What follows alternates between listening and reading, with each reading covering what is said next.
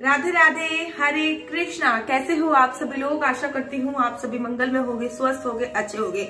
आज मैं आप लोगों को अपनी एक पर्सनल स्टोरी सुनाने जा रही हूँ जो कि बिहारी जी के मंदिर में हुई थी। मेरे साथ क्या हुआ वो मैं आपको बताने जा रही हूँ। बात तब की है जब प्रथम लॉकडाउन हुआ था और मेरी नई नई शादी हुई थी। उस टाइम पे पहला लॉकडाउन था। नई नई शादी के बाद मैं गाजियाबाद शिफ्ट हो गई थी और अचानक से ही लॉकडाउन हो गया था। जब अचानक से लॉकडाउन हो गया मेरे को बिहारी जी की बहुत याद आती थी, क्योंकि मैं नॉन स्टॉप 3.5 साल लगातार बिहारी जी के मंदिर में गई। अचानक से मेरा विवाह हुआ और विवाह होने के बाद भी मैं श्रीधाम वृंदावन में 15 दिन रही। विवाह होने के बाद भी, उसके बाद फिर मैं गाजियाबाद में आके शिफ्ट हो गई अपने हस्बैंड के साथ। और फिर मैंने देखा कि लॉकडाउन हो गया। लॉकडाउन में 1 महीना, 2 महीने, 3 महीने का लॉकडाउन, और मेरे को बिहारी जी की बड़ी याद आती थी। तब उस टाइम पे मेरे घर पे लड्डू गोपाल भी नहीं हुआ करते थे, क्योंकि जो मेरे मायके वाले लड्डू गोपाल थे वो मैं अपनी मम्मी जी के यहाँ पे छोड़ के आ गई थी। तो यहाँ पे लड्डू गोपाल की मैंने स्थापना नहीं कर रखी थी। लड्डू गोपाल तो थे, लेकिन मैं एक शुभ मुहूर्त का इंतजार कर रही थी जब मैं लड्डू गोपाल की स्थापना करती। तो बहुत टाइम हो गया था, मैं बिहारी जी से नहीं मिल पाई थी। मन बड़ा व्याकुल रहने लग गया था, बड़ा बेचैन रहने लग गया। क्या बिहारी जी तो बहुत दूर की बात। गाजियाबाद से 28 किलोमीटर के अंदर मेरे माता पिता रहते थे दिल्ली में। मैं उनसे भी नहीं मिल पा रही थी। सोचिए, नई नई शादी हुई और नई नई शादी में माता पिता से भी तुम 3.5-4 साल ना मिल पाओ। फोन पे बात होती थी, वो अलग बात है। अचानक से 3.5 महीने के बाद लॉकडाउन खुला। मेरा मौका लगा, मैं अपने मम्मी पापा के घर पे गई और अचानक से हमारा प्लान बन गया, तो चलो श्रीधाम वृंदावन वाले घर पे चलते हैं।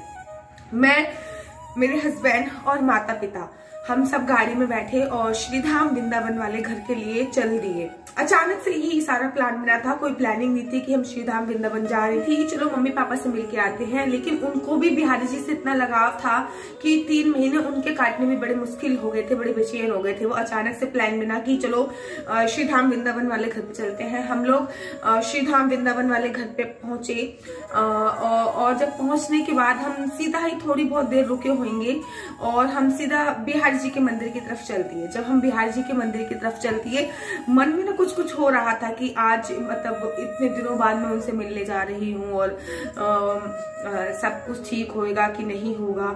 और मेरे को वही सारी अपनी पिक्चर्स याद आ रही थी कि मैं कैसे बिहारी जी के मंदिर में जाती थी, एवरीडे जाती थी। इसी रास्ते से मैं पैदल बिहारी जी के मंदिर में मिलने के लिए गई थी। कितना सब कुछ बदल गया कि मैं 3-3.5 महीने के बाद मैं बिहारी जी से मिलने जा रही हूँ। ये सब सोचते सोचते मैं बिहारी जी से मिलने के लिए पहुंच गई। फाइनली मैंने गेट से अंदर एंट्री करी। एंट्री करने के बाद मैं हमेशा यहाँ पे खड़ी होती हूँ, मैं वहीं पे खड़ी हो गई।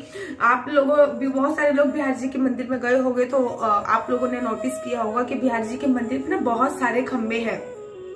मैं एक खंबे का, सीढ़ी से नीचे उतरते हैं ना, उसके ऊपर एक खंबा है, उस खंबे का टेक लगा के ऐसे बस नॉन स्टॉप बिहारी जी को देखी जा रही थी। उस टाइम पे मास्क और सैनिटाइजर बहुत ज्यादा यूज होते थे, अभी भी हो रहे हैं, अभी 3rd वेव आ रही तो अभी भी हो रहा है। तो मैंने मास्क लगा रखा था और मैं नॉन स्टॉप बिहारी जी को देखी जा रही थी। पता नहीं, ये बिहारी जी की कृपा समझ लो, मेहर समझ लो कि 5 मिनट हो गए, 10 मिनट हो गए। वैसे तो गार्ड आते हैं और हटा देते हैं, लेकिन उस दिन न जाने क्या हुआ था, कोई भी गार्ड मेरे पास नहीं आ रहा था, कोई भक्त भी नहीं था जो पीछे से पुश कर रहा हो या धक्का रहा हो। 5 मिनट बीते, 10 मिनट बीते, 15 मिनट बीते, मैं नॉन स्टॉप केवल खड़ी रही और मैं बिहारी जी को देखी जाती थी। मुझे नहीं पता उन्होंने क्या पहना था, मुझे नहीं पता उनका श्रृंगार कैसा था। मैं उनके नेत्रों में खो चुकी थी और मुझे ये भी नहीं पता कि मैं क्या कर रही थी उस टाइम पे आकर। मेरी माता जी ने 15 से 20 मिनट बाद जब मेरे माता पिता ने भी दर्शन कर लिए, मेरे हस्बैंड ने भी दर्शन कर लिए, तो हमें वहीं से बरसाने के लिए निकलना था। We are getting late. तो वो मेरे को टच नहीं कर रहे थे, शायद कुछ हो रहा था मेरे साथ, इसलिए वो मुझे टच नहीं कर रहे थे। तो बहुत देर हो गई जब उन्होंने कहा चलो अब गिन्नी को बुला लेते हैं। मेरे घर का नाम गिन्नी है, कि गिन्नी को बुला लेते हैं और चलते हैं, बरसाने में जाना। जैसे ही उन्होंने मेरे टच किया, वैसे ऐसा लगा कि मेरी बॉडी में जान आ गई। तब मैंने देखा कि मेरी आंख से नॉन स्टॉप आंसू बह रहे थे। मेरी मम्मी ने देखा कि मैं बहुत ज्यादा रोई जा रही हूँ।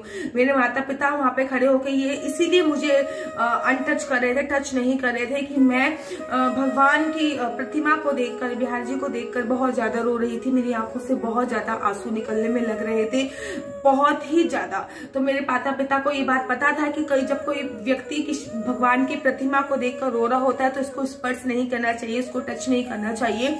और इसलिए उन्होंने मेरे को टच नहीं किया था। लेकिन हमें राधा रानी के पास भी जाना था, इसलिए 15-20 मिनट बाद उन्होंने मुझे टच किया और मेरी आंखों से नॉन स्टॉप बहुत ज्यादा आंसू निकलने रहे थे।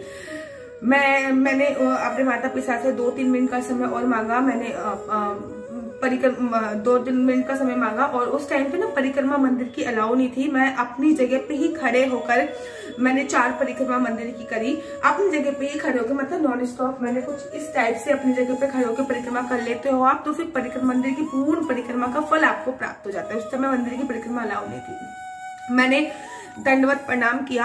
हमेशा याद रखिए कि लड़कियां दंडवत प्रणाम करती हैं। मेरा मस्तक नीचे था, हाथ भी नीचे थे। और उसके बाद फिर हम बिहारी जी के मंदिर से निकल के और मैं गाड़ी में बैठ गई। जब मेरे माता पिता ने पूछा कि आखिर क्या हुआ था, क्यों रो रहे थे, कोई तुम अपनी शादी से खुश नहीं हो क्या, और कुछ परेशानी है तुमको, आखिर क्या हुआ बेटा, क्यों रो रहे थे, क्योंकि वो माता पिता का दिल है, वो घबरा रहे थे कि आखिर हुआ क्या, क्यों रो रही थी। तब मैंने उनको बताया कि कुछ भी नहीं हुआ मेरे साथ। बात ये थी कि मैं बिहार जी की आंखों में आंखें डाल के ये बोल रही थी कि आखिर मुझसे ऐसी कौन सी खता हुई कि मेरे को तुमने नित्य बुलाया 3.5 साल, ऐसी मेरे से कौन सी भूल हो गई कि अचानक से 3.5 महीने बाद तुम्हारी और मेरी मुलाकात हुई।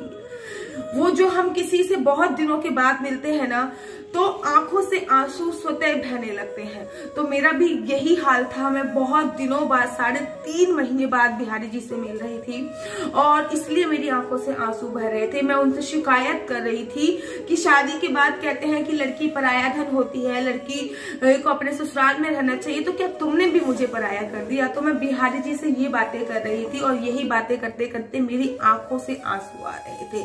तो ये घटना मेरे साथ घटित हुई है। क्या आप लोगों के साथ भी कोई घटना घटित हुई है तो मुझे लिख भेजिए। अगर आपकी स्टोरी मुझे अच्छी लगेगी तो मैं अपने YouTube चैनल हरि बोल पर आपकी स्टोरी जरूर साझा करूंगी। तब तक के लिए मुझे दीजिए इजाजत। राधे राधे, जय श्री कृष्णा, हरि बोल, जय।